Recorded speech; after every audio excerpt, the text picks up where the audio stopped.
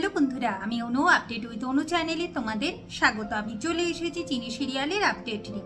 চিনি সিরিয়ালে দেখা যাচ্ছে যে চিনি আর দ্রোণ মিলে শেষ অবধি শিবরাত্রি পুজোটা ভালোভাবে সম্পন্ন করে। এইদিকে সুনয়নী আর হেমাঙ্গিনী ভাবছে চিনিকে এত সহজে জব্দ করা যাবে, তাই আবার ওরা নতুন প্ল্যান করছে। পরের দিন সকালবেলা চিনির ঘুম ভেঙে যায়। চিনির সাথে ছোট দাদুর দেখা হয়। সে বলে কিনা চিনি যেন শক্ত হয়, বাঘিনীর যেন তার এরিয়ায় না ঢুকতে পারে, খেলাটা যেন সে ঘুরিয়ে দেয়, না হলে কিন্তু এ বাড়িতে টিকতে পারবে না। চিনি এরপর বুঝতে পারে যে হ্যাঁ, এই চিনি দাদু একদম ঠিক কথা বলেছে।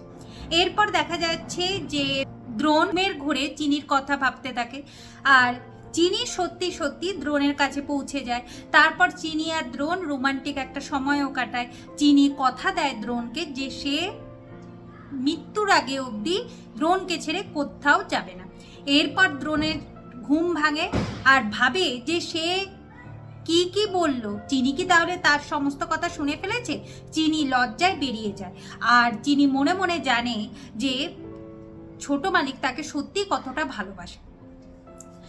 এইদিকে আবার দেখবো হেমাঙ্গিনী তার স্বামীর ফটোর সামনে দাঁড়িয়ে দাঁড়িয়ে বলতে থাকে, একটা খেলায় হয়তো জিতে গেছো, তুমি চেয়েছিলে না আলাপির মেয়ের সাথে দ্রোণের বিয়ে হোক, হয়ে গেছে, কিন্তু এরপর তো আমি হারবো না, এরপর আমি সমস্ত খেলায় জিতবো, চিনি হারবে। ঠিক সেই সময় চিনি হেমাঙ্গিনীর ঘরের বাইরে এসে দরজা ঠকঠক করতে থাকে। হেমাঙ্গিনী দরজা খোলে। এরপর চিনি হেমাঙ্গিনী আর সুনয়নীকে স্পষ্ট জানিয়ে দেয় যে সে রান্নাঘরে যাচ্ছে রান্না করতে, তাদের তো একটাই কাজ যে আজকে বৌভাতের রান্না নষ্ট করতে হবে না, চিনিকে অপয়া অলক্ষী প্রমাণ করতে হবে, তাহলে তাড়াতাড়ি করে রেডি হয়ে আপনারাও রান্নাঘরে চলে আসুন। এই নিয়ে তো কথাবার্তা চলছে। দ্রোণ সেখানে আসে, বলে কিনা কি হয়েছে সকাল সকাল এত কথাবার্তা কিসে? এখন ওর ঠাকুমা বলে যে চিনি এসে আমাদের অপমান করছে এইসব বলে, যে আমরা নাকি ওকে বারবার করে বিপদে ফেলছি। এখন দ্রোণ বলে, চিনি এখনো তো তুমি বিপদে পড়োনি, তাহলে তো তোমার এরকম বলাটা উচিত হয়নি, ঠিক আছে তুমি ক্ষমা চেয়ে নাও। চিনি ভাবে যে আমার ভালোই হলো, ঠিক আছে আমি ক্ষমা চেয়ে নিই। আর ক্ষমা চাইতে গিয়ে চিনি আশীর্বাদও চেয়ে নিল। এখন দ্রোণ তার ঠাকুমা আর পিসিকে বলে, তোমাদেরও কথা দিতে হবে, চিনি যতক্ষণ রান্নাঘরে থাকবে তোমাদের কিন্তু রান্নাঘরে ঢোকা চলবে না। তখন সুনয়নী আর হেমাঙ্গিনী একটু ভয় পেতেই থাকে যে তাহলে কি দ্রোণ দাদুভাই চিনির কথাই উঠছে বসছে নাকি, আমাদের কথা কোনো বিশ্বাস করছে না। যাই হোক, এখন চিনি রান্না করে যাচ্ছে, যাওয়ার আগে বলে যে ক্ষমা চেয়ে কিন্তু আমার ভালোই হলো, বলুন কর্তামা, এই বলে তো চিনি চলে গেছে রান্নাঘরে। সুনয়নী এখন হেমাঙ্গিনীকে বলে, তুমি চিন্তা করো না মা, আমি বাইরের থেকেও খাবার নষ্ট তো করবই, চিনিকে আমি কোনোভাবে জিততে দেব না। এইদিকে দেখা যাচ্ছে চিনি তো ভাতে রান্না করছে, আর অন্যদিকে দ্রোণের ঘরে এসেছে ছোটকা।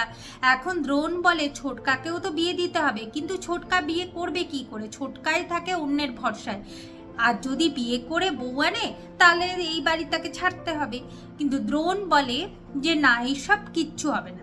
তবে ছোটকা দ্রোণকে উপদেশ দেয় যে তুই কিন্তু চিনিকে সবসময় আগলে রাখবি, তোর এই আমূল পরিবর্তন হয়েছে চিনির জন্য, নাহলে তুই তো আগে একটা রোবটের মতো ছিলিস। যাই হোক, একটা মা মরা মেয়েকে যেভাবে আগলে রেখেছিস সেরকমভাবেই সারা জীবন আগলে রাখবি। এখন দ্রোণ চিনিকে নিয়ে খুব চিন্তা করছে, চিনির ঠিকঠাকভাবে রান্না করছে তো, ওর আবার কোনো বিপদ হয়নি তো, এইসব সে ভাবছে। আগামী পর্বে দেখা যাচ্ছে যে দ্রোণ আর চিনির ভাত কাপড়ের অনুষ্ঠান হবে। দ্রোণ চিনি রেডি হয়ে চলে এসেছে, ভাত কাপড়ের থালা দ্রোণ চিনির হাতে তুলে দেবে।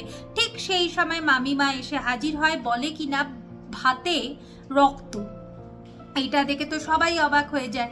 এখন হেমাঙ্গিনী এসে বলে, দাদুভাই তোমার কথা অনুযায়ী আমরা কিন্তু কেউ রান্নাঘরে যাইনি, রান্নাঘরে এই থালাটা কিন্তু সাজিয়েছে বৌমা, তাহলে এত বড় অনর্থ হলো কি করে? এটা দেখে তো এখন একটু সবাই ভয় পেয়েছে, কিন্তু কে এই কাজটা করেছে তাকে তো চিনি খুব তাড়াতাড়ি ধরবে। তোমাদের কি মনে হয় আমাকে কিন্তু কমেন্ট করে জানিও। ভিডিওটা দেখবার জন্য আর আপডেট উইথ অনু চ্যানেলের পাশে থাকবার জন্য অসংখ্য ধন্যবাদ।